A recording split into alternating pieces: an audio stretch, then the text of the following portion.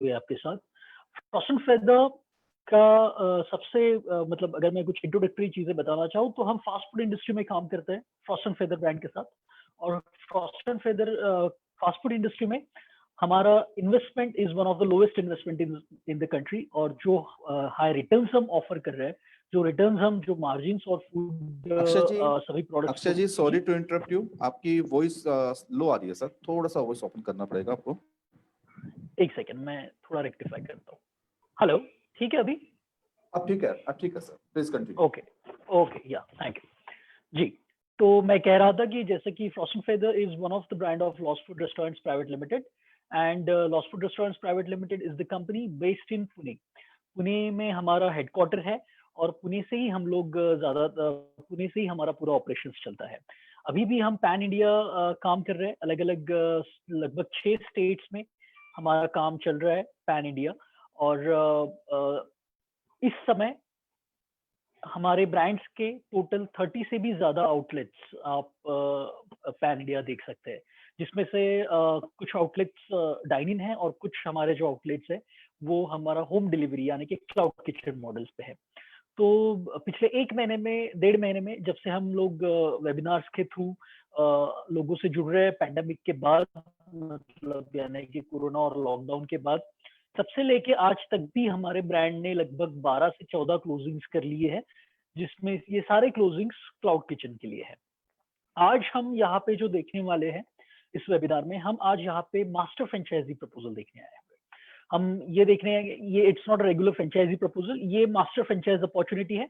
जो franchise opportunity आपको एक तरीके के कॉर्पोरेट सेक्टर में एंट्री करने का मौका देगी। और यही नहीं, इसी के साथ आप एक पूरे रीजन के लिए, स्टेट के लिए या प्रोविंस के लिए हमारे मास्टर फ्रेंचाइजी राइट्स ले सकते हैं। और इससे बहुत ही ज्यादा मतलब बल्क और हाई इनकम आपको कमाने का ये एक बहुत अच्छा जरिया है। और इसमें comparatively day to day operations franchisee की तुलना में जो चीजें होती है वो बहुत कम हो जाती है। ये सारी चीजें मैं आज आपको एक्सप्लेन करूंगा। तो शुरुआत करते हैं हमारे फ्रेंचाइज प्रपोजल से, क्योंकि अगर आपको मास्टर फ्रेंचाइजी का प्रपोजल ठीक से समझना है तो is very important to understand the franchise proposal first. तो इसलिए पहले हम फ्रेंचाइज प्रपोजल समझेंगे और उसके बाद मैं आपको मास्टर फ्रेंचाइजी के बारे में एक्सप्लेन करूंगा।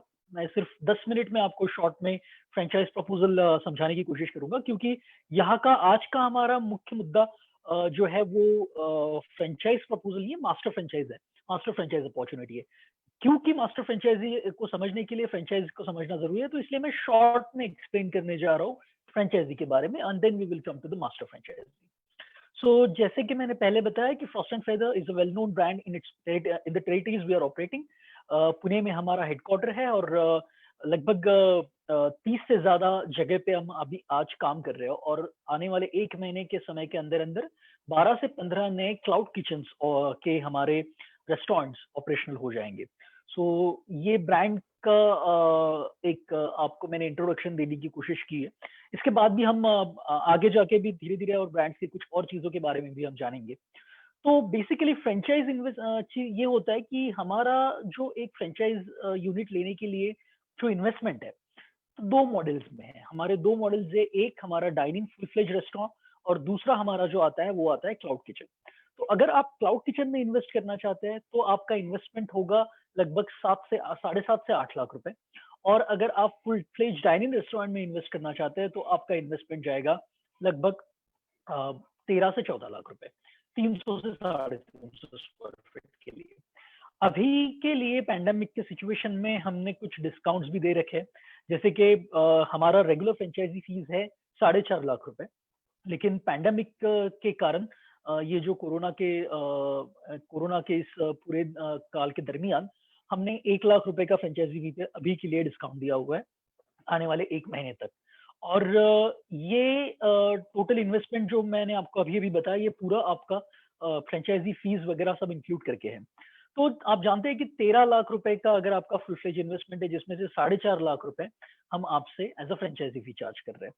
और ये समझना आपको बहुत जरूरी है, अगर आप मास्टर फ्रेंचाइजी प्रपोजल के लिए जाना चाहते हैं तो आपको ये समझना जरूरी है कि फ्रेंचाइजी का इन्वेस्टमेंट स्ट्रक्चर कैसा है। 13 से 14 लाख रुपए, क्योंकि आपका बिजनेस ऑटोमेटिकली फ्रेंचाइज बिजनेस पे बेस्ड है। तो 13 से 14 लाख रुपए का आपका इन्वेस्टमेंट होगा फ्रेंचाइजी का। और एज अ मास्टर फ्रेंचाइजी आपको हर एक फ्रेंचाइजीज में शेयर मिला जाएगा। तो वो कैसे होगा? एक मास्टर फ्रेंचाइजी रिक्रूट करने का सबसे बड़ा कारण ये होता है कि हम अलग अलग प्रोविंसेस में खुद ऑपरेट नहीं कर सकते। जैसे कि मैंने पहले बताया कि हम पुणे में बेस्ड है। अगर मैं पुणे से राजस्थान ऑपरेट करना चाहूँ या दिल्ली ऑपरेट करना चाहूँ तो वो शायद मेरे लिए हर बार पॉसिबल नहीं होगा। अगर मेरे पास दिल्ली से कोई क्लाइंट है और सिर्फ एक क्लाइंट को मिलने के लिए मेरा स्टाफ या मैं पुणे से दिल्ली ट्रैवल नहीं कर सकता सिर्फ एक बंदे को मिलने के लिए। इसी के सेम तरीके से अगर मुझे 4 से 5 मीटिंग है तो शायद मैं ट्रैवल कर पाऊँ। लेकिन अगर मुझे सिर्फ एक बंदे को मिलना है या सिर्फ एक मीटिंग करानी है तो ऐसे समय पे हर वक्त पॉसिबल नहीं होता कि हम यहाँ से एक क्लाइंट को मिलने के लिए फुल फ्लेज ट्रैवल करें। तो इसी के लिए हम क्या कर रहे हैं कि हर अलग अलग रीजन में हम हमारे ब्रांड्स के मास्टर फ्रेंचाइजी रिक्रूट कर रहे हैं। तो ये मास्टर फ्रेंचाइजीज क्या करेंगे? मास्टर फ्रेंचाइजीज ब्रांड के लिए उस एरिया में नए फ्रेंचाइजीज रिक्रूट करेंगे। तो दरअसल होगा यूं कि एक मास्टर फ्रेंचाइजी को 1 साल के अंदर 16 फ्रेंचाइजीज रिक्रूट करने का जो है वो टास्क दिया जाएगा। 16 फ्रेंचाइजीज रिक्रूट करने का परमिशन दिया जाएगा। आप 1 साल के भीतर 16 फ्रेंचाइजीज रिक्रूट करेंगे आपके अंडर, आपके प्रोविंस में, आपके स्टेट में, या फिर आपको जो भी एरिया डिजिग्नेट किया गया है। हमने अलग अलग टेरिटरीज बनाई हैं, उस टेरिटरीज के हिसाब से अलग अलग एरिया भी अलग अलग लोगों के लिए रिजर्व है। तो एक एरिया का अगर आपने मास्टर फ्रेंचाइजी लिया तो आप 16 फ्रेंचाइजीज उस एरिया में रिक्रूट करेंगे। तो आपको इस रिक्रूटमेंट से क्या फायदा होना है? तो ये भी मैं आपको यही समझने के लिए अभी आपको फ्रेंचाइजी समझना जरूरी है, क्योंकि आप फ्रेंचाइजीज ही रिक्रूट करने वाले हैं। तो जो एक फ्रेंचाइजी है उसका इन्वेस्टमेंट है 13 से 14 लाख रुपए। ये हो गया फुल फ्लेज रेस्टोरेंट के लिए। लेकिन अभी पिछले कुछ समय से हम लोग सिर्फ क्लाउड किचन प्रमोट कर रहे हैं, और क्योंकि हम सिर्फ क्लाउड किचन प्रमोट कर रहे हैं तो क्लाउड किचन के अगर इन्वेस्टमेंट के बारे में मैं आपको बताऊं तो वो इन्वेस्टमेंट है फ्रेंचाइजीज के लिए 7.5 से 8 लाख रुपए। 7.5 लाख रुपए की इन्वेस्टमेंट में एक क्लाउड किचन की शुरुआत की जा सकती है। और इस क्लाउड किचन में भी हमारा जो फ्रेंचाइजी फी होता है वो होता है लगभग 4.5 लाख। तो ये जो फ्रेंचाइजी फी हम क्लाउड किचन से चार्ज करते हैं, हम ये जो फ्रेंचाइजी फी हमारे फ्रेंचाइजी से चार्ज करते हैं, इसमें से ब्रांड का कुछ शेयर होता है और आधा शेयर आपका मास्टर फ्रेंचाइजी का होता है। तो ये भी मैं आपको आगे एक्सप्लेन करूंगा कि किस तरीके से होता है। लेकिन कुछ चीजें मैं फ्रेंचाइजी के बारे में आपको थोड़ा सा एक्सप्लेन करना चाहता हूँ कि जब फ्रेंचाइजी की बात आती है तो 7.5-8 लाख रुपए एक बंदा इन्वेस्ट कर रहा है क्लाउड किचन में। और अगर कोई क्लाउड किचन में 7.5 से 8 लाख रुपए इन्वेस्ट कर रहा है तो उस इन्वेस्टमेंट में उसका क्या रिटर्न आता है? क्योंकि अगर आप बिजनेस बेचना चाहते हैं, अगर आप फ्रेंचाइजीज बेचना चाहते हैं तो आपको ये पता होना बहुत जरूरी है कि आपको कौन सी प्रोडक्ट, कौन सा चीज या कौन सी फ्रेंचाइजी, किस तरीके का फ्रेंचाइजी रिक्रूट करना है। तो हमारा जो यहाँ पे प्रपोजल है वो सबसे इंपॉर्टेंट इस प्रपोजल की बात ये है कि हम लोग हमारे फ्रेंचाइजीज को 75% का मार्जिन देते हैं। अगर आप समझ लीजिए कोई भी चीज, अगर कोई भी प्रोडक्ट है, अगर वो उस प्रोडक्ट को आप 100 रुपए में बेच रहे हैं तो वो प्रोडक्ट आपको एज अ फ्रेंचाइजी आपको 25 रुपए में मिलेगा और आप उसको 100 रुपए में बेचोगे। तो क्या हो गया कि 25 रुपए का प्रोडक्ट आपने 100 रुपए में बेचा तो 75 रुपए ये मार्जिन हो गया फ्रेंचाइजीज का। मैं फ्रेंचाइजीज की बात कर रहा हूँ। 75 रुपए आपका फ्रेंचाइजी का मार्जिन हो गया। इस तरीके से एक एवरेज बिजनेस अगर कोई भी फ्रेंचाइजी करता है 3 लाख रुपए का, तो इस एवरेज बिजनेस में 25% का सिर्फ फूड कॉस्ट है, 75% ये फ्रेंचाइजी का ग्रॉस प्रॉफिट है। ठीक है, तो 3 लाख के बिजनेस के ऊपर 75%, 25% का फूड कॉस्ट, यानी कि आपको 75,000 रुपए खाली फूड कॉस्ट पे लगा है। तो आपके पास, यानी कि फ्रेंचाइजी के पास बचे हैं यहाँ पे 2,25,000 रुपए। इस 2,25,000 में से अभी प्रॉपर्टी का रेंट दिया जाएगा, बच्चों का सैलरी दिया जाएगा, आपका इलेक्ट्रिसिटी का बिल भरा जाएगा। ये सारे एक्सपेंसेस जाने के बाद फ्रेंचाइजीज का नेट प्रॉफिट लगभग होता है 50 to 55%। यानी कि 3 लाख, अगर मैं 40 से 50,000 रेंट भी कंसिडर करूं, सैलरीज भी 30 से 35,000 कंसिडर करूं, इलेक्ट्रिसिटी का बिल भी कंसिडर करूं, ये सारा खर्चा जाने के बाद लगभग आपको 1.5 लाख रुपए तक का ये नेट प्रॉफिट होता है, which is almost 50 to 55% of your total revenue. तो फ्रेंचाइजी इस तरीके से प्रॉफिट बनाता है। फ्रेंचाइजीज के लिए हमारे पास अलग अलग मार्केटिंग प्रोग्राम्स होते हैं, अलग अलग तरीके की सारी एडवर्टाइजमेंट एंड प्रमोशनल एक्टिविटीज होती है, जिसकी वजह से फ्रेंचाइजीज को अपना बिजनेस बढ़ाने में मदद होती है। फ्रेंचाइजी का सारा ऑपरेशंस ब्रांड मैनेज करता है। सारे ऑपरेशंस का मेरा कहने का मतलब ये है कि फ्रेंचाइजी का स्टाफ रिक्रूटमेंट करने से लेके, फ्रेंचाइजी के सेटअप से लेके स्टाफ रिक्रूटमेंट तक, और सप्लाई से लेके सोर्सिंग तक, सारी चीजें फ्रेंचाइजर मैनेज करता है, यानी कि ब्रांड मैनेज करता है। जैसे कि आपके फ्रेंचाइजी के यहाँ पे रिक्रूट होने वाला हर स्टाफ ये ब्रांड की तरफ से आता है। एक तो हम डायरेक्टली आपको स्टाफ हमारे लोकेशन से भेजते हैं, नहीं तो आप सीधे आपके लिए लोकल स्टाफ रिक्रूट किया जाता है, लेकिन ये दोनों केसेस में आपका स्टाफ जो है वो ब्रांड ही मैनेज करता है, ये पूरी तरीके से फ्रेंचाइजी से आता है। तो ये पूरा स्टाफ का मैनेजमेंट फ्रेंचाइजी का हो गया। सारी चीजें सप्लाई जो होती है फ्रेंचाइजीज को, वो फ्रेंचाइजर की तरफ से होती है। फ्रेंचाइजर यानी ब्रांड कंपनी की तरफ से होती है। तो सारी चीजें फ्रेंचाइजर की तरफ से सप्लाई की जाती है। जैसे कि आपको किसी फ्रेंचाइजी को किसी भी चीज के लिए बाहर जाने की जरूरत नहीं होती। आपका हर चीज वेजिटेबल्स से लेके आपको लगने वाले हर प्रोडक्ट तक फ्रेंचाइजर की तरफ से आपको सप्लाई दिया जाता है। पूरा सप्लाई जो है वो हमारी तरफ से कंपनी की तरफ से आपको आता है। तो ये हो गया सप्लाई के बारे में। पूरा सेटअप फ्रेंचाइजी का पूरा एस्टेब्लिशमेंट और पूरा सेटअप करने का जो जिम्मा होता है ये भी कंपनी का होता है। आपका एक बार प्रॉपर्टी फाइनल हो गया, प्रॉपर्टी का पोजीशन मिल गया, पोजीशन मिलने के बाद अगर क्लाउड किचन है तो विद इन 15 डेज, और अगर आपका फुल फ्लेज रेस्टोरेंट है तो विद इन 1 मंथ आपका पूरा रेस्टोरेंट रेडी हो जाता है। आपके हाथ में चाबी दी जाती है, यहाँ पे लगने वाला हर इक्विपमेंट, हर चीज फ्रेंचाइजी की तरफ से आपको फ्रेंचाइजर की तरफ से आपको सप्लाई किया जाता है और उनकी तरफ से पूरा सेटअप किया जाता है। आर्किटेक्ट, इंटीरियर डिजाइनर सारे हमारी टीम से आते हैं। सारे लोग हमारी तरफ से आपके लिए पूरा ही डिजाइनिंग और पूरा सेटअप करते हैं। तो ये हो गया आपके फ्रेंचाइजीज के बारे में, आपके फ्रेंचाइजी के बिजनेस के बारे में, किस तरीके का बिजनेस फ्रेंचाइजी को मिलना है। और अभी प्रोडक्ट्स अगर हमारे देखे जाए तो बहुत ही यूनिक प्रोडक्ट्स की वैरायटीज हमारे पास है। हमारे जो सारे फास्ट फूड से लेके जो हमारे सारे प्रोडक्ट है, क्योंकि फास्ट फूड तो हर जगह पे बिकेगा। आप कोई भी कैफे पकड़ लेंगे, कोई भी कैफे, आप किसी भी कैफे में जाएंगे तो आपको हर जगह पे फास्ट फूड मिलेगा। बर्गर, पिज्जा, आपका सैंडविचेस, ये हर जगह पे आपको अवेलेबल होता है। ये ऐसी चीजें हैं कि आपको कहीं पे भी जाएंगे तो सिमिलरली मिलती है, लेकिन हमारे ब्रांड में और बाकी जगह की चीजों में क्या डिफरेंस है, अभी ये सबसे बड़ा पॉइंट है। हमारे जितने भी प्रोडक्ट्स है, ये सारे प्रोडक्ट्स की खास बातें मैं कुछ भी आपके साथ शेयर करना चाहूंगा। जैसे कि अगर पिज्जा है तो पिज्जा में, हमारे पिज्जा में और बाकी पिज्जा में क्या डिफरेंस है। कुछ समय पहले हमने मिस्टर संजीव कपूर को ऑन बोर्ड लिया है हमारे ब्रांड के साथ। He is actually acting as a consultant of our brand, food consultant as a brand. और वो पूरा ही जो हमारे संजीव कपूर आप सब लोग जानते ही हैं, हाँ, वो पूरा ही हमारे ब्रांड का जो रेसिपीज है, हमारे जो फास्ट फूड है, उन्होंने अपने इंडियन पैलेट के हिसाब से जो है वो डिजाइन किया हुआ है। तो अगर मैं पिज्जा की बात करता हूँ, नॉर्मली जो हम पिज्जा खाते हैं वो क्या होता है, एक पिज्जा का बेस होता है, उसके ऊपर टमाटो प्यूरी डाला होता है, उसके ऊपर अलग अलग टॉपिंग्स डाले होते हैं, चीज डाला होता है और आपका पिज्जा तैयार होता है। लेकिन ये पिज्जा ट्रेडिशनल तरीके से, ये पिज्जा है जो वेस्टर्न कंट्रीज में खाया जाता है, या फिर आप ये कह सकते हैं कि ये एक पिज्जा है जो जिसकी शुरुआत ही इटली में हुई, यूरोप में हुई, और उस वहां से ये ट्रैवल करते करते अलग अलग देशों में आया। लेकिन अगर इंडियन पैलेट के हिसाब से अगर इसको बनाया जाए तो इसमें क्या किया जा सकता है। जब भी आप किसी प्रोडक्ट को इंडियन, क्योंकि पिज्जा पिज्जा को अगर आप स्पाइसी करना चाहते हो तो आप इसमें क्या करते हो, आप इसमें थोड़ा सा ओरिगेनो डालते हो और स्पाइसी करने के लिए चिली फ्लेक्स डालते हो। और वेस्टर्नर्स के हिसाब से ये इनफ स्पाइसी है, लेकिन हिंदुस्तानी लोगों को ये एक्चुअली हमारी स्पाइसेस की डेफिनेशन नहीं है। हिंदुस्तानी लोगों के लिए अगर स्पाइसेस देखा जाए तो वो पूरा मसाला और पूरी सारी चीजें जब तक आपके खाने में नहीं आती तब तक आपको वो स्पाइस और वो पैलेट नहीं मिलता। तो उसी के लिए हमने क्या किया है कि हमारे प्रोडक्ट इस तरीके से डिजाइन किए हुए हैं जो हिंदुस्तानी लोगों को, इंडियन लोगों के पैलेट को समझ में है।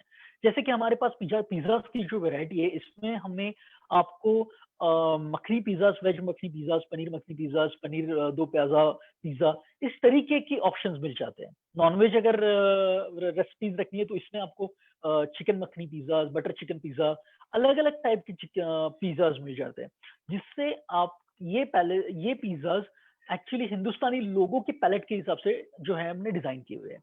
इस पिज्जाज में एक्चुअली आपको टॉपिंग और जो इसका सॉस होगा, ये हमारे इंडियन तरीके से बनाया जाएगा, वो उस तरीके से बनाया जाएगा जिस डिश के रिलेट करके आप पिज्जा खा रहे हैं। तो ये हमने हमारे पैलेट के हिसाब से इसमें चेंजेस करके बनाया, और जो ये बहुत ही डिलीशियस वैरायटी है जो आपको बाहर कहीं पे भी नहीं मिलती। अभी ये हो गया हमारे पैलेट का और स्पाइसेस का टेस्ट। लेकिन इसके अलावा और क्या है, तो हमारा जो बेकिंग का मेथड ये बहुत ही यूनिक है। जो फोटो अभी आप आपके स्क्रीन पे देख रहे हैं पिज्जा का, इस फोटो में आप देख सकते हैं कि ये एक्चुअली हमारा एक्चुअल फोटोग्राफ है। ये हमारे आउटलेट में पिज्जा बनने का ये एक्चुअल फोटोज है। तो इससे आप ये एक नोटिस कर सकते हैं कि इसमें आप देख रहे हैं कि हमने इलेक्ट्रिक अवन में पिज्जा बेक नहीं किया हुआ है। ये जो पिज्जा यहाँ पे बेक किया जा रहा है, ये पिज्जा आपका वुड फायर्ड ओवन में बेक किया जा रहा है। और वुड फायर्ड ओवन की सबसे खास बात ही यही होती है कि आपको ऑथेंटिक और नेचुरल एक टेस्ट और उसका क्रस्ट मिलता है। एक्चुअली सबसे पहली बार जब पिज़्ज़ा बनाया गया इटली में, यूरोप में, तो क्या उस समय पे ओवन्स थे? आज जो हमारे घर पे ओवन्स है या फिर आज जो इलेक्ट्रिक ओवन्स आपको ओवन्स में आपको मार्केट में मिलते हैं, पिज़्ज़ा शॉप्स में मिलते हैं, क्या वो ओवन से पिज़्ज़ा बनाया जाता था? नहीं।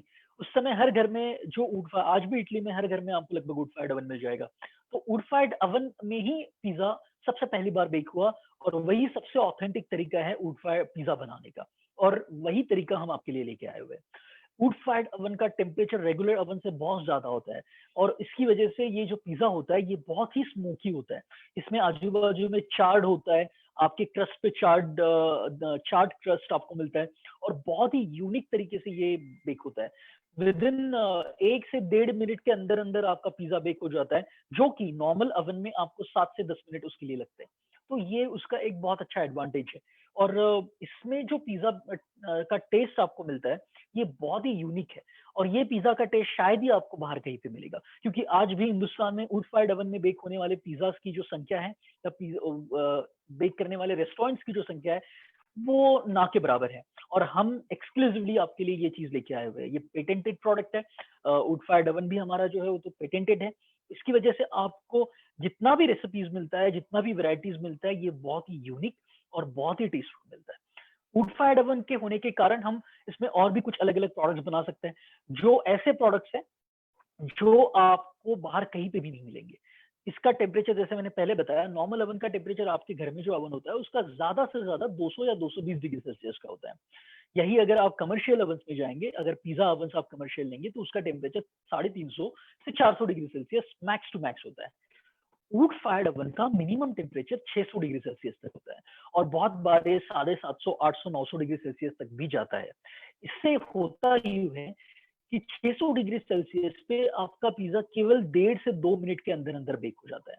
और यही नहीं, इस टेम्परेचर को लेके हम वैरायटी ऑफ डिशेज़ बना सकते हैं, जो कि नॉर्मल ओवन्स में पॉसिबल नहीं है। इसी को ध्यान में रखते हुए हमने कुछ बहुत ही यूनिक टाइप के सैंडविचेस और बर्गर्स डिज़ाइन किए हुए हैं, जिसमें ब्रेड से लेके सारी चीज़ें हम खुद बेक करते हैं।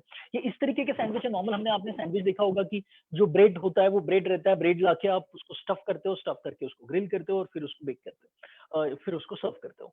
लेकिन यहाँ पे ऐसा नहीं होता, यहाँ पे ब्रेड भी हम खुद ही बनाते हैं और पहले ही रॉ डो में ही पूरी स्टफिंग की जाती है, रॉ डो में ही पूरा सैंडविचेस के सॉसेस के साथ पूरे उसके पैटीज के साथ पूरा स्टफ किया जाता है एंड देन उसको बेक किया जाता है ताकि आपको जब उसका सैंडविच मिले तो वो सैंडविच पूरी तरीके से अलग हो।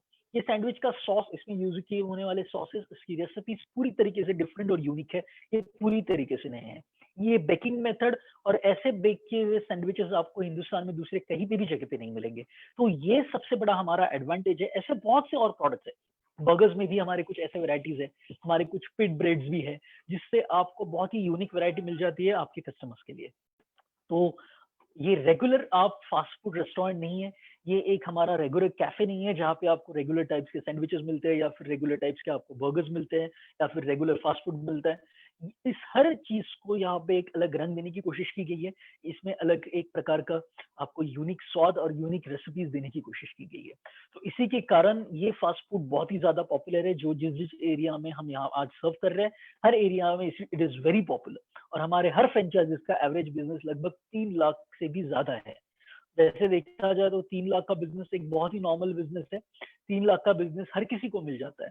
मतलब ये ऐसा नहीं है कि सिर्फ कॉस्ट्यूम फेदर को 3 लाख रुपए का बिजनेस मिलेगा, लेकिन 3 लाख रुपए का बिजनेस अगर आपकी अच्छी क्वालिटी है तो आपको हर किसी को मिल जाता है। लेकिन सबसे जरूरी बात इसमें ये होती है, एज अ बिजनेसमैन आपका जो फ्रेंचाइजी होगा वो ये बिजनेस क्यों करने आया हुआ है।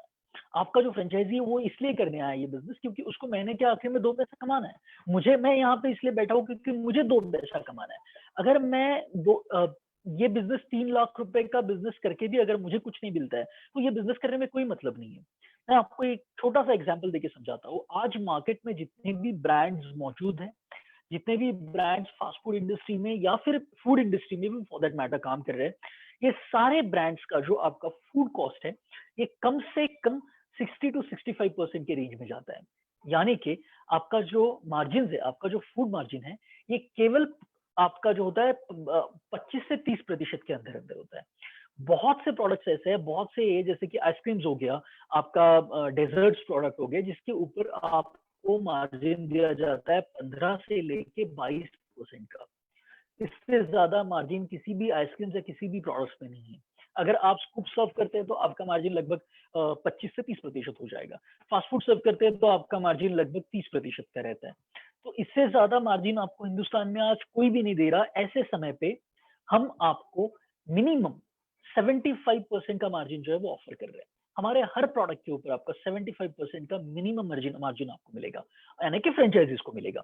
और मास्टर फ्रेंचाइजीज के ऊपर भी मैं आ रहा हूँ। आपको ये पहले समझना बहुत जरूरी है कि किस तरीके से आसानी से आप फ्रेंचाइजी सेल कर सकते हैं, किस तरीके से आप फ्रेंचाइजी बिजनेस को रिक्रूट कर सकते हैं, कि कितना, और इसके लिए आपको क्या क्या बेनिफिट्स है जो आपको फ्रेंचाइजीज को जो है वो बताने हैं, या फिर आपके फ्रेंचाइजीज के लिए क्या ऐसे एसओपीज है जिसके कारण ये बहुत ही इजीली आप फ्रेंचाइजीज को सेल कर सकते हैं। तो ये सारे यूएसपी मैं आपको बताने की कोशिश कर रहा हूँ।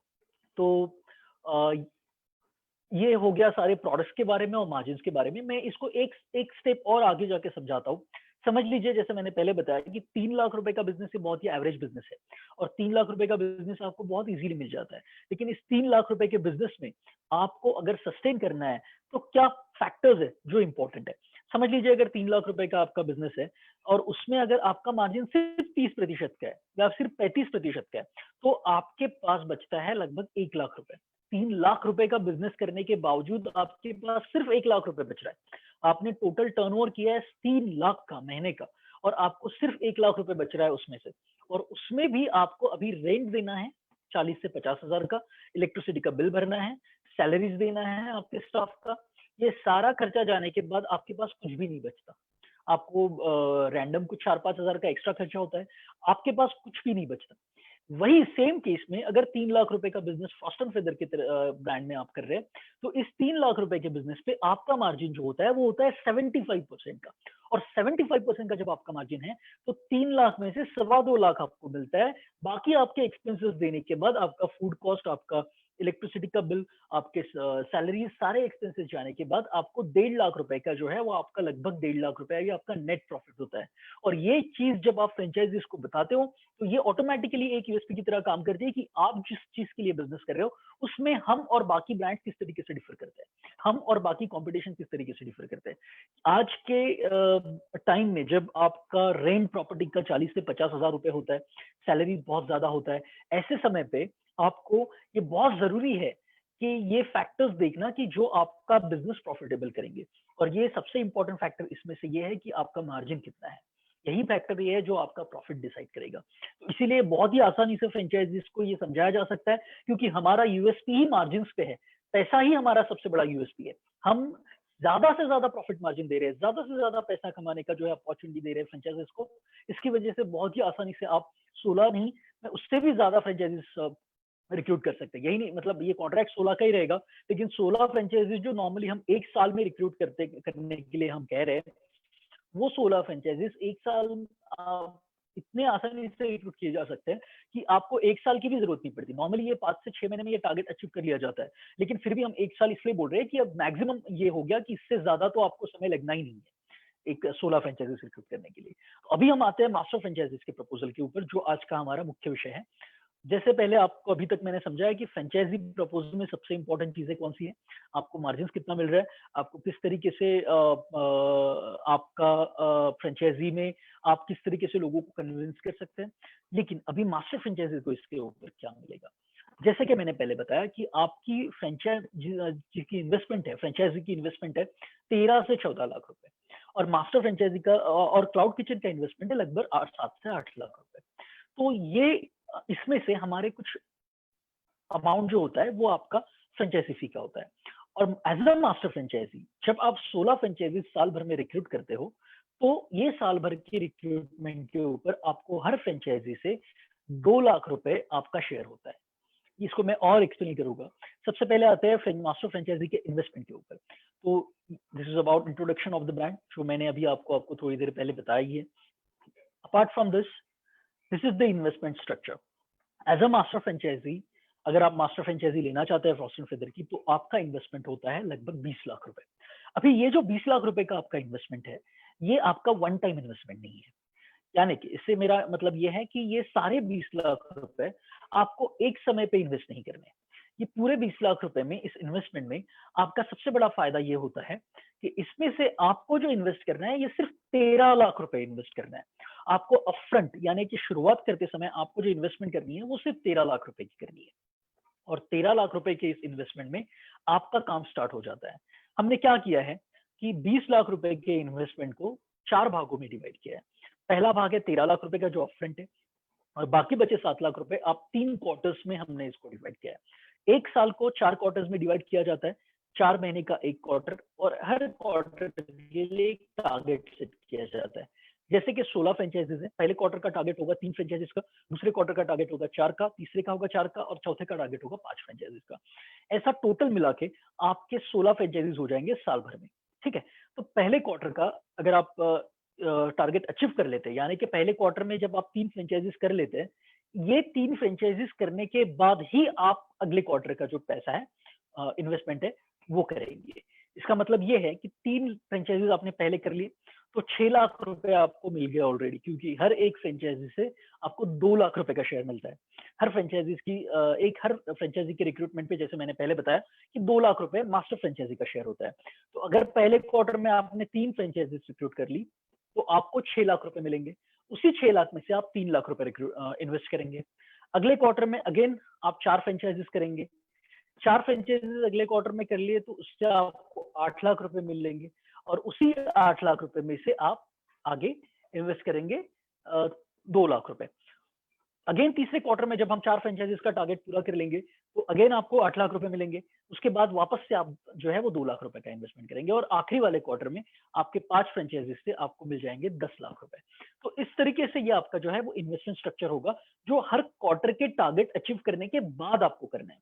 तो इसका मतलब ये है कि एक नॉर्मल फ्रेंचाइजी का जो इन्वेस्टमेंट है 13 लाख रुपए, नॉर्मल फ्रेंचाइजी लेने के लिए अगर आपको इन्वेस्टमेंट करनी है 13 लाख रुपए की करनी पड़ती है, तो वही इन्वेस्टमेंट में, उसी इन्वेस्टमेंट में सिर्फ 13 लाख रुपए में ही आपको मास्टर फ्रेंचाइजी के राइट मिल सकते हैं। 13 लाख रुपए में मास्टर फ्रेंचाइजीज का राइट आज इंडिया में आपको किसी फ्रेंचाइजीज का नहीं मिलेगा। जहां पे जो एक्चुअली 13 से 14 लाख रुपए तो आपका एक फ्रेंचाइजी का, रेगुलर फ्रेंचाइजी का कॉस्टिंग हो जाता है, यहाँ पे हम आपको मास्टर फ्रेंचाइजी का राइट सिर्फ 13 लाख रुपए में दे रहे हैं। और 13 लाख रुपए का इन्वेस्टमेंट करने का, क्योंकि टोटल इन्वेस्टमेंट वैसे 20 है, लेकिन वो आपको अपफ्रंट नहीं करना है, आपके जेब में से सिर्फ 13 लाख रुपए का इन्वेस्टमेंट जाना है। बाकी जो इन्वेस्टमेंट आप करेंगे वो आप जब पैसा कमाने लग जाएंगे इस प्रोजेक्ट से, उसके बाद ही करेंगे। तो जैसे नेक्स्ट पार्ट पे आता है, ये अभी इसमें एक्सप्लेन किया कि हम किस तरीके से मास्टर फ्रेंचाइजी आपका अपना प्रॉफिट जो है वो बना सकता है।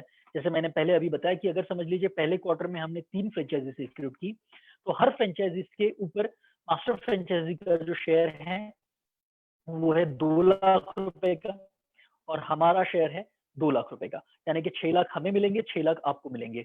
ये जो ऊपर के 1.5 लाख रुपए, जैसे आप देख सकते हैं कि ये ऊपर के, ये actually some it's a part of some negotiation also. इसमें हमारे जो स्टाफ होता है, जो फ्रेंचाइजीज के लिए काम किया जाता है, उसका इंसेंटिव भी आता है, क्योंकि एक डेडिकेटेड स्टाफ मास्टर फ्रेंचाइजी के लिए इस प्रोजेक्ट पे काम करता है, जो पूरी तरीके से मास्टर फ्रेंचाइजी का एरिया हैंडल करता है। तो उसका हर फ्रेंचाइजी पे इंसेंटिव होता है। ये सारा कैलकुलेशन हर फ्रेंचाइजी के ऊपर 50,000 रुपए जो है, ये हमारे इंसेंटिव्स, नेगोशिएशंस और बाकी चीजों के लिए रखे जाते हैं। तो ये 50,000 जाने के बाद फ्रेंचाइजी फी जो बचता है वो है 4 लाख रुपए, जिसमें से 2 लाख रुपए फ्रेंचाइजी को मिलते हैं, 2 लाख रुपए ब्रांड को मिलते हैं। तो अगर समझ लीजिए पहले क्वार्टर में आपने 3 फ्रेंचाइजी की, तो आपका शेयर हो गया 6 लाख रुपए, ये यहाँ पे आप देख रहे हैं। देन 4 फ्रेंचाइजीज आपने अगले क्वार्टर में की, उसमें आपका शेयर हो गया 8 लाख रुपए, बराबर। तीसरा क्वार्टर में आपने 4 फ्रेंचाइजी की, उसमें आपका टोटल शेयर हो गया 8 लाख रुपए, आपको 8 लाख आ गए। और चौथे क्वार्टर में आपने 5 फ्रेंचाइजीज की, जिसमें से आपको 10 लाख रुपए आ गए। तो टोटल रेवेन्यू आपका कितना आया 16 फ्रेंचाइजीज से, हर फ्रेंचाइजी पे 2 लाख, इस हिसाब से 16 फ्रेंचाइजी के ऊपर आपको 32 लाख की आपका टोटल रेवेन्यू आ गया। ठीक है, तो 32 lakh rupees is your total revenue एक 16 फ्रेंचाइजीज के डील के ऊपर, है ना, जो टारगेट बड़े आसानी से 6 से 7 महीने में इजीली अचीव किया जा सकता है। और ये जो क्वार्टर है, ये जरूरी नहीं है कि हर क्वार्टर 4 महीने का हो। अगर आपने 1 महीने में पूरे क्वार्टर का टारगेट अचीव कर लिया, तो ऑटोमेटिकली दूसरे महीने से ही आपका दूसरे क्वार्टर का, नेक्स्ट डे से आपका दूसरे क्वार्टर का काम शुरू हो जाता है। तो 6 महीने में ये टारगेट को अचीव किया जा सकता है। 6 से 7 महीने के अंदर आप 16 फ्रेंचाइजीज बहुत आसानी से कर लेते हो। तो 32 लाख रुपए ये आपको आ गए।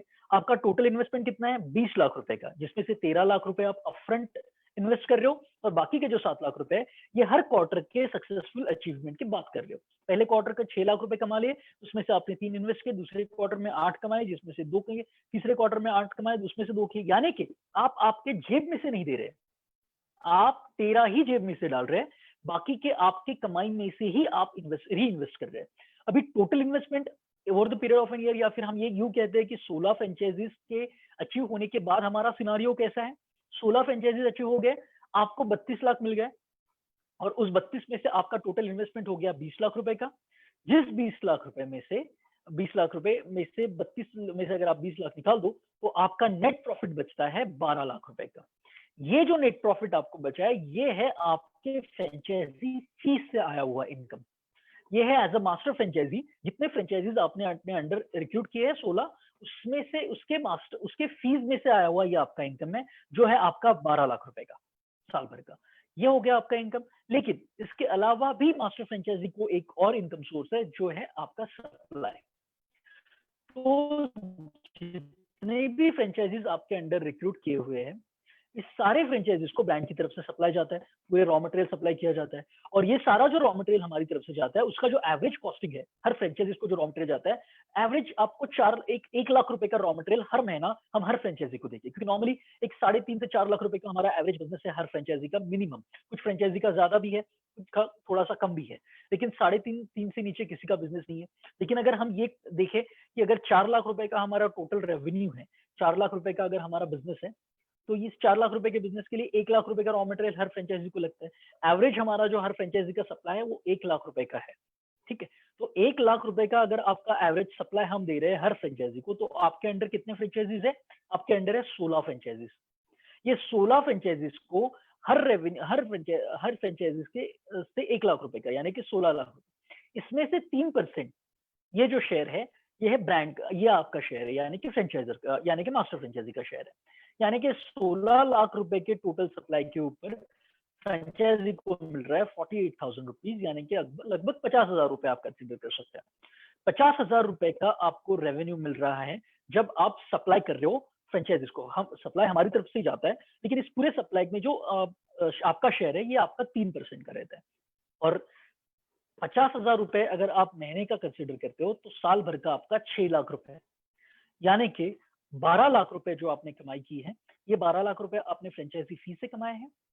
और नीचे जो आप देख रहे हैं 5,76,000, यानी कि लगभग 6 लाख रुपए, ये आपके आए हैं आपके सप्लाई के ऊपर से। यानी कि आपने जो सप्लाई किया, हमने जो सप्लाई किया, उस सप्लाई के ऊपर आपका शेयर 6 लाख रुपए का हो गया साल भर का, और 12 लाख रुपए का आपका इनकम जो हो गया वो हो गया फ्रेंचाइजी फीस है, यानी कि टोटल आपका इनकम हो गया 18 लाख रुपए का एक साल के अंदर, ठीक है, अगर हम साल भर का कंसिडर करते हैं पहले साल का। लेकिन अभी फ्रेंचाइजी फीस से जो आया हुआ आपका इनकम है ये वन टाइम है, ये रिकरिंग नहीं है, क्योंकि फ्रेंचाइजी फी एक बार ही ली जाती है। तो ये आपको एक बार मिल गया, उसके बाद आपका काम खत्म हो गया, मतलब फ्रेंचाइजी का रिलेटेड का काम ये हो गया, आपको ये वन टाइम इनकम है। लेकिन जो आपको इनकम आता है सप्लाई से, जो आपको इनकम सप्लाई से आना है, वो इनकम आपका रिकरिंग है, ये इनकम आपका हर महीने आना है। जब तक ये 16 फ्रेंचाइजीज ऑपरेशनल है, जब तक ये 16 फ्रेंचाइजीज काम कर रहे हैं, तब तक आपको लाइफ टाइम ये इनकम चालू रहना है। ये आपको 50,000 रुपए महीना हर समय आना है, ये हर महीने आना है आपको। ये अगर 10 साल आने वाले आगे 10 साल अगर ये 16 फ्रेंचाइजीज काम करते रहे, तो ये आगे 10 साल तक आपको लाइफ टाइम काम करते रहे ये 16 फ्रेंचाइजीज, तो लाइफ टाइम आपको इनके सप्लाई के ऊपर 3% आना ही आना है। और हर साल आप जानते हैं कि बिजनेस बढ़ता है, हर महीना बिजनेस में इंप्रूवमेंट होता है। तो समझ लीजिए आज आपका हमने सिर्फ एवरेज कंसिडर किया 1 लाख का, आगे जाकर अगर हर फ्रेंचाइजीज को 1.5 लाख का सप्लाई जाता है तो आपका इनकम भी 1.5 गुना ज्यादा हो जाता है। तो ये मंथली इनकम आपको लाइफ टाइम आता रहता है बिना कुछ किए। इसमें आपको कोई भी एफर्ट्स आप नहीं डाल रहे, आपने सिर्फ फ्रेंचाइजी करने तक का आपका एफर्ट मर्यादित है। आपने पहले फ्रेंचाइजी किया, उसका एफर्ट्स आपका लिमिटेड है, वो करने के बाद जो भी फ्रेंचाइजीज रिक्रूट हमने किए हैं, ये पूरे रिक्रूटमेंट के बाद उनसे आने वाला हर इनकम आपको रिकरिंग है, आप उनसे आने वाला सप्लाई का इनकम आपको रिकरिंग आ रहा है, हर महीना आ रहा है। तो ये आपका लाइफ टाइम इनकम आप कंसिडर कर सकते हैं, यानी कि पहले साल 18 लाख का और दूसरे साल से हर साल मिनिमम 6 लाख का आपका जो इनकम है वो सप्लाई से आता ही जा रहा है। इस तरीके से आपका ये मास्टर फ्रेंचाइजी का प्रपोजल जो है ये वर्कआउट करता है। तो आप इसमें ऐसा कंसिडर कर सकते हैं कि पहले साल का प्रॉफिट आपका 17,76,000 यानी कि 18 लाख रुपए, और आने वाले अगले कई सालों तक जब तक आपको ये फ्रेंचाइजीज आपके ऑपरेशनल है तब तक रेगुलरली आपका जो ये इनकम है ये होगा 6 लाख रुपए कम से कम साल का। तो इस तरीके से मास्टर फ्रेंचाइजी का जो बिजनेस है वो वर्क किया जाता है। नाउ मास्टर फ्रेंचाइजीज का बिजनेस शुरू करने के लिए किस तरीके से हम शुरुआत कर सकते हैं और कैसे इसमें आपको ब्रांड की तरफ से क्या सपोर्ट होगा और आपको क्या क्या काम करना पड़ेगा। तो सबसे पहली बात, मास्टर फ्रेंचाइजी का जो काम है it's a kind of a full time work. Franchise business जब आप लेते हैं, एक फ्रेंचाइजी जब आप लेते हैं, तो आपके पास एक लिबर्टी होता है कि आप अगर 4 दिन काम नहीं कर रहे या फिर 5 दिन अगर आप काम नहीं कर जाने नहीं जाना है अगर आपको शॉप पे, तो आपका जो स्टाफ है, मैनेजर है, ये आपका स्टोर हैंडल कर लेता है। अगर आप वर्किंग भी है बाहर किसी जगह पे, अगर आप काम भी कर रहे हैं, तो भी आप बहुत आसानी से दिन भर में 2 घंटे स्पेंड कर सकते हैं कैफे में जाके, आपके रेस्टोरेंट में जाके, और आप देख सकते हैं कि सब ठीक से चल रहा है कि नहीं चल रहा है। उसके बाद ये इतना भी अगर आप कर ले तो भी वो बिजनेस बड़े आसानी से चल जाता है, क्योंकि सारी चीजें ब्रांड करता है। ब्रांड आपको स्टाफ से लेके सारी चीजें, जैसे मैंने पहले बताया, स्टाफ से लेके सारी चीजें ब्रांड की तरफ से आपको आती है। उसकी वजह से फ्रेंचाइजी को ज्यादा मेहनत करने की जरूरत नहीं होती। आप अगर दिन में 2 घंटा भी जाते हैं, हफ्ते में 4-5 बार भी अगर आप समय दे पाते हैं तो भी इनफ है। लेकिन जो ये मास्टर फ्रेंचाइजी का बिजनेस है ये उस तरीके से वर्क नहीं होता। It's a full time commitment. आपको हर रोज कम से कम 2 से 3 घंटा इस बिजनेस के लिए देना ही देना है, तभी जाके इस बिजनेस में आपको रिजल्ट मिलेगा। आपको लीड्स जनरेट करने से लेके लीड्स तक का काम सारा हमारी तरफ से किया जाएगा।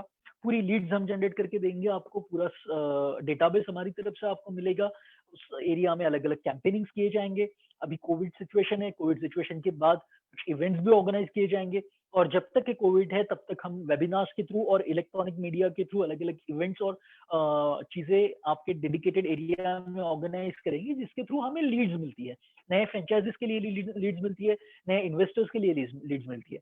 वो लीड्स हमारा स्टाफ आपके साथ भी शेयर करेगा और उस लीड्स के ऊपर खुद भी काम करेगा। तो ये लीड जनरेट करने के वक्त आपको ये पूरे लीड्स का फॉलोअप लेना है, इस पूरे लीड के साथ बात करनी है। जो प्रपोजल मैं आज बैठ के यहाँ पे आपको समझा रहा हूँ फ्रेंचाइजीज का, वही आपको एज अ मास्टर फ्रेंचाइजी उन क्लाइंट्स को समझाना है, ताकि वो आपकी इस ब्रांड का फ्रेंचाइजी ले सके। और ये पूरा काम करने के लिए आपको समय देना बहुत जरूरी है। हर कॉलिंग में ही अगर आपका मीटिंग रोज नहीं होता, आप ये कह सकते हैं कि हफ्ते में 2 से 3 दिन मीटिंग्स रेगुलरली होती है, लेकिन बाकी जो दिन है उसमें से 2 घंटा आपको रोज कॉलिंग करना, या फिर आपके एग्जिस्टिंग क्लाइंट्स पे फॉलोअप करना, जो रोज नया डेटाबेस आता है उसका फॉलोअप लेना, और साथ ही साथ जो स्टाफ आपको रिक्रूट किया गया है as a master, as a franchiser, as a company, हम हर मास्टर फ्रेंचाइजीज को कुछ स्टाफ रिक्रूट करा के देते हैं, जो एक डेडिकेटेड आपके लिए आपके फ्रेंचाइजी के ऊपर काम करता है, आपके एरिया में काम करता है। यानी कि मेरा एक स्टाफ डेडिकेटेडली आपके लिए ही काम करेगा। और उस स्टाफ के, अगर आपको प्रपोजल समझाने में या फिर क्लाइंट से बात करने में कोई दिक्कत है, अगर आपको उस क्लाइंट के साथ ये करने में कोई प्रॉब्लम आ रहा है, या फिर उसके कुछ क्वेश्चन है जो आप आंसर नहीं कर पा रहे हैं, तो आप सीधी बात हमारे स्टाफ से करा के दे सकते हैं। आप कभी भी स्टाफ का नंबर हमारे क्लाइंट के साथ, हमारे पास तो डेटाबेस होता ही है, लेकिन आप कुछ फॉलोअप उसको बता के रेगुलरली उसके साथ आपको उस क्लाइंट को कन्विंस करने में, उस क्लाइंट को कन्वर्ट करने में, ये पूरी तरीके से हमारा स्टाफ आपके साथ डेडिकेटेडली हेल्प करता है। तो उसमें आपकी कोई दिक्कत नहीं होती। लेकिन ये ऐसा नहीं है कि ये पूरा ही काम या ब्रांड ही करेगा या पूरा ही काम कंपनी की तरफ से किया जाएगा। नहीं, ये पूरा आपको रखने का कारण ही है, मास्टर फ्रेंचाइजी रिक्रूट करने का कारण ही यही है, क्योंकि हर एरिया में हम खुद नहीं पहुंच सकते। और हम जानते हैं कि आपको रोज मीटिंग करने की इसमें जरूरत नहीं पड़ती। आपको हफ्ते में 2 या 3 दिन आपको मीटिंग्स करने की जरूरत पड़ सकती है। हफ्ते में आप 7-8 मीटिंग 2-3 दिन में बहुत इजीली कर सकते हैं। ये इतना होता है। लेकिन ये ऐसा नहीं होता कि रोज आपको जाना पड़ रहा है, रोज आपको 10 घंटा देना पड़ रहा है, 8 घंटा नहीं। नहीं, लेकिन अगर आप रोज का 2 से 3 घंटा भी देते हैं, रोज 2 से 3 आवर्स भी अगर मास्टर फ्रेंचाइजी के लिए आप काम करते हैं, तो भी ये सफिशिएंट है आपके 6 से 7 महीने में इस टारगेट को अचीव करने के लिए। लेकिन डेडिकेटेडली काम करना, it's a full time job. ये ऐसा नहीं है, मैं मतलब आपको इस 3 घंटे को भी मैं फुल टाइम समझता हूँ, क्योंकि क्लाइंट का कॉल कभी भी आ सकता है। आपको क्लाइंट के साथ कभी भी बात करने पड़ सकती है। कोई क्लाइंट ऐसा भी होगा जो वर्किंग है और 9 बजे ऑफिस से आएगा, तो आपको 9:30 बजे और 10 बजे भी कॉल करे, आपको उस वक्त भी अवेलेबल रहना है। आप ये नहीं बोल सकते कि भाई मैं 2 ही घंटा है तो मैं 11 सुबह से 2 बजे तक काम करूंगा, उसमें ही फोन लूंगा, उसमें ही मैं काम करूंगा। नहीं, ये बिजनेस है, इसमें क्लाइंट्स किस साथ आपको इंटरेक्ट करना है, तो क्लाइंट के टाइम के हिसाब से, क्लाइंट्स के अवेलेबिलिटी के हिसाब से आपको ये सारी चीजें करनी पड़ती है। तो उसी के लिए आपको हेल्प हमारी तरफ से पूरी की जाती है। हमारा हर स्टाफ आपके लिए मदद करता है। एक तो डेडिकेटेड आपके लिए होगा ही होगा, और उस स्टाफ के बाद अगर क्लाइंट का मीटिंग करना चाहता है तो हमारा स्टाफ कभी भी आपके लिए मीटिंग करने के लिए उस एरिया में आ जाएगा। आप उससे मीटिंग करा के फाइनल लेवल पे काम करा सकते हो। अगर मेरे से स्टाफ मिलना चाहता है तो भी वो भी अरेंज किया जा सकता है, मीटिंग्स अरेंज की जा सकती है, उसके लिए भी हम अवेलेबल रहते हैं। लेकिन मतलब फिर भी ये सारी चीजें होने के बावजूद भी it's a full time job. ये 2 से 3 घंटा आपको डेडिकेटेडली इसमें से जाएगा, और ये नहीं कहा जा सकता कि ये 2 से 3 घंटा सुबह 11 से 12 के बीच होगा या 11 से 2 के बीच होगा। तो इसीलिए it's not kind of a work जिसमें आप ये बोले कि नहीं मैं 4-5 दिन काम नहीं करूंगा, या फिर मैं कभी किया तो चलेगा, कभी नहीं किया तो चलेगा। नहीं, ये रेगुलर फ्रेंचाइजी नहीं है। It's a master franchisee and it's a dedicated job. तो ये इस तरीके से मास्टर फ्रेंचाइजी में आपका भी इन्वॉल्वमेंट होना बहुत जरूरी है। जो हमारा स्टाफ रहता है उसका जो सैलरी होता है, ये पूरी तरीके से कंपनी करती है, उसमें आपका कोई रोल नहीं होता, आपको उसकी सैलरी नहीं करनी पड़ती है। पूरा सैलरी कंपनी की तरफ से किया जाता है। आपको किसी भी प्रकार से हमारे स्टाफ का सैलरी या इंसेंटिव आपके शेयर में से नहीं लिया जाता। जो शेयर 2 लाख रुपए का आपको हम दे रहे हैं, वो पूरी तरीके से आपका है। इसमें से कोई भी चार्जेस हम नहीं लेते। ये 2 लाख में से ना मैं मेरे स्टाफ के लिए कोई इंसेंटिव ले रहा हूँ। इस 2 लाख में से ना मैं आपके लिए मेरे स्टाफ का कोई सैलरी ले रहा हूँ जो आपके लिए डेडिकेटेडली काम कर रहा है। नहीं, ऐसा कुछ भी हम नहीं ले रहे। ये पूरी तरीके से ब्रांड खुद करता है, सैलरी से लेके स्टाफ का पूरा चीजें हम मैनेज करते हैं। आपको इसमें सिर्फ जो है 2 लाख रुपए जो ये पूरी तरीके से आपको मिलना है। आपको सिर्फ हमारे और क्लाइंट के बीच का एक मीडिएटर बनना है। आपको पहले लेवल की मीटिंग्स करानी है। क्लाइंट अगर आपको लगता है सीरियस से करना चाहता है तो आप हमें बताएं। हमारा जो बिजनेस एग्जीक्यूटिव है वो वहां पे ट्रैवल करके आपकी मीटिंग कराएंगे, क्लाइंट के साथ मीटिंग करेंगे, और आगे की चीजें की जा सकती है। आपको पूरी तरीके से सहयोग रहेगा। अगर आप महीने में 10 बार भी मीटिंग के लिए बुलाते हैं और पोटेंशियल क्लाइंट्स हैं, तो हमारा स्टाफ 10 बार भी मीटिंग करने के लिए आएगा। इसमें कोई दिक्कत नहीं, क्योंकि ये आफ्टर ऑल सिर्फ आपको बिजनेस नहीं मिल रहा है, आपके साथ साथ कंपनी को भी उसमें बिजनेस मिलता है। उसकी वजह से कंपनी डेडिकेटेडली इसके लिए काम करती है। यही नहीं, अगर फ्रेंचाइजी फी में कभी कभार कोई डिस्काउंट दिया जाता है, समझ लीजिए अगर कभी आज जैसे कोविड सिचुएशन है, वैसे franchisee fee is not negotiable होता है। हम नॉर्मली निगोशिएट नहीं करते फ्रेंचाइजी फी में। लेकिन आज जैसे कि कोविड सिचुएशन है, वैसे हमने 4.5 लाख रुपए का जो हमारा फी है, उसमें से 1 लाख रुपए का डिस्काउंट अभी दिया हुआ है। अभी के लिए हमारा जो फ्रेंचाइजी फी है ये सिर्फ 3.5 लाख रुपए है। तो अगर आज आप मास्टर फ्रेंचाइजी लेते हैं और काम स्टार्ट करते हैं, 3.5 लाख रुपए का ही फी है, 4.5 तो है नहीं, तो फिर आपका शेयर कितना होगा? फ्रेंचाइजी फी पे कभी भी कोई भी डिस्काउंट आए, जैसे कि आज 1 लाख रुपए का डिस्काउंट है, कुछ भी हो, आपका शेयर चेंज नहीं होगा। आपका जो 2 लाख रुपए का शेयर है वो 2 लाख रुपए का ही रहेगा, चाहे हम कितना भी डिस्काउंट दे दें। हमारा नॉर्मली डिस्काउंट होता ही नहीं है, लेकिन अब सिर्फ ये कोविड सिचुएशन की वजह से हमने जो 1 लाख रुपए का डिस्काउंट दिया हुआ है। अगर हम आज का भी सिचुएशन कंसिडर करते हैं, तो आज भी अगर आप मास्टर फ्रेंचाइजी लेते हो और आने वाले 1 महीने में अगर आप समझ लीजिए 4 फ्रेंचाइजीज रिक्रूट करते हैं, तो हम हर फ्रेंचाइजी से 3.5 लाख रुपए लेंगे, और ये 3.5 लाख रुपए जो हम लेंगे, उसमें से 2 लाख रुपए आपका शेयर होगा। ऐसा नहीं है कि 1 लाख रुपए का हमने डिस्काउंट दिया तो आपके शेयर में से भी ये डिस्काउंट दिया जाएगा। नहीं, आपका शेयर फिक्स्ड है। हम चाहे कितना भी फ्रेंचाइजी फी ले, आपको जो 2 लाख रुपए मिलना है, वो आपको 2 लाख रुपए ही मिलेगा। उसमें आपको कोई भी कमी नहीं है। तो इस तरीके से ये प्रपोजल हमने डिजाइन किया हुआ है। आपका बेनिफिट इसमें ऐसा है कि आप इसमें कॉर्पोरेट सेक्टर में आ जाते हो।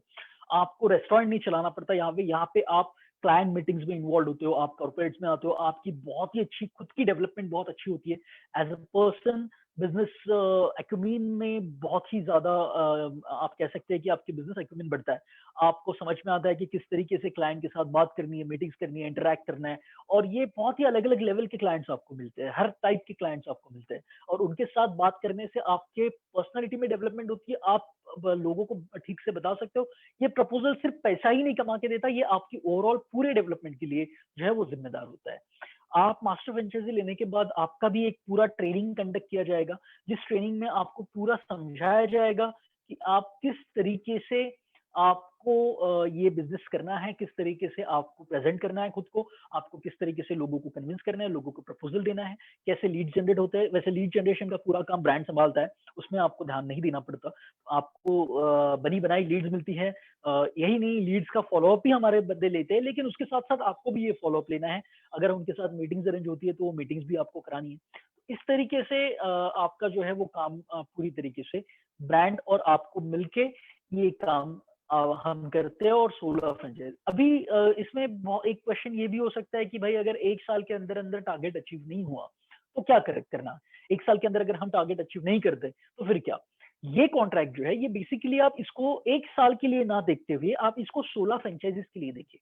ये कॉन्ट्रैक्ट 1 साल का नहीं है, ये कॉन्ट्रैक्ट 16 फ्रेंचाइजीज का है। ये 1 साल तो हमने टारगेट फिगर लेके लिया, टारगेट टाइम लेके हम चल रहे हैं, लेकिन ये कॉन्ट्रैक्ट एक्चुअली 16 फ्रेंचाइजीज का है। अगर आपने ये कॉन्ट्रैक्ट 6 महीने में पूरा कर लिया तो कॉन्ट्रैक्ट हम 6 महीने के बाद इसको रिन्यू करेंगे। अगर आपने एक कॉन्ट्रैक्ट कभी कभार अगर ऐसा हुआ कि 12 महीने में आप 16 नहीं सिर्फ 15 ही फ्रेंचाइजी कर पाए या 14 ही फ्रेंचाइजी कर पाए तो क्या। तो तब तक ये कॉन्ट्रैक्ट वैलिड रहेगा जब तक आप 16 फ्रेंचाइजीज का टारगेट पूरा नहीं कर लेते। जब तक ये 16 फ्रेंचाइजीज पूरी तरीके से रिक्रूट नहीं हो जाती ये कॉन्ट्रैक्ट तक वैलिड है। अगर आपको 14 महीने भी लग जाते हैं, any case worst of the worst, अगर आप 14 महीने भी ले लेते हो तो भी ये कॉन्ट्रैक्ट जो है वो वैलिड रहता है। तो इसका मतलब ये नहीं है कि आपको 12 महीने में ही ये करना है। वैसे देखा जाए तो ये जितना जल्दी करे उतना अच्छा है। 6 महीने में 7 महीने में टारगेट अचीव हो जाता है, लेकिन कभी कभार अगर कुछ प्रॉब्लम्स की वजह से 12 महीने लगे, 13 महीने लगे तो भी कोई ये नहीं है। आपका ये कॉन्ट्रैक्ट तब तक खत्म नहीं होता जब तक कि ये 16 फ्रेंचाइजीज का टारगेट आपका पूरा नहीं होता। यानी कि जो आपको इनकम हमने यहाँ पे अभी बताया हुआ है ये पूरा का पूरा इनकम आपको आना ही आना है, इसमें कोई चेंज नहीं होता। ठीक है, तो ये बहुत ही ज्यादा जरूरी है कि आप ये सारी चीजें समझे। जो मैंने अभी आपको थोड़ी देर पहले रिस्पॉन्सिबिलिटीज एक्सप्लेन की थी, जिसमें मैंने आपको बताया था कि आपको डेडिकेटेडली किस तरीके से काम करना है, फीडबैक कैसे लेना है, ये सारा ही हम यहाँ पे आप जो आपकी स्क्रीन पे अभी देख पा रहे हैं, ये सारी चीजें वही जो है वो एक्सप्लेन किए। अभी ये नेक्स्ट आता है टेरिटरी राइट्स का। तो टेरिटरी राइट्स यानी कि आपको कौन से एरियाज में आपको काम करना है। तो टेरिटरी राइट्स के लिए हमने कुछ प्रोविंसेस, स्टेट्स और कुछ सिटीज के depending upon the size and the location हमने कुछ डिजाइन किए। जैसे कि दिल्ली के लिए एक ही फ्रेंचाइज मास्टर फ्रेंचाइजी होगा जो दिल्ली एनसीआर के लिए काम करेगा। जैसे मुंबई में एक मास्टर फ्रेंचाइजी होगा तो उसको बाहर के राइट्स नहीं होंगे, वो मुंबई एरिया का काम संभालेगा।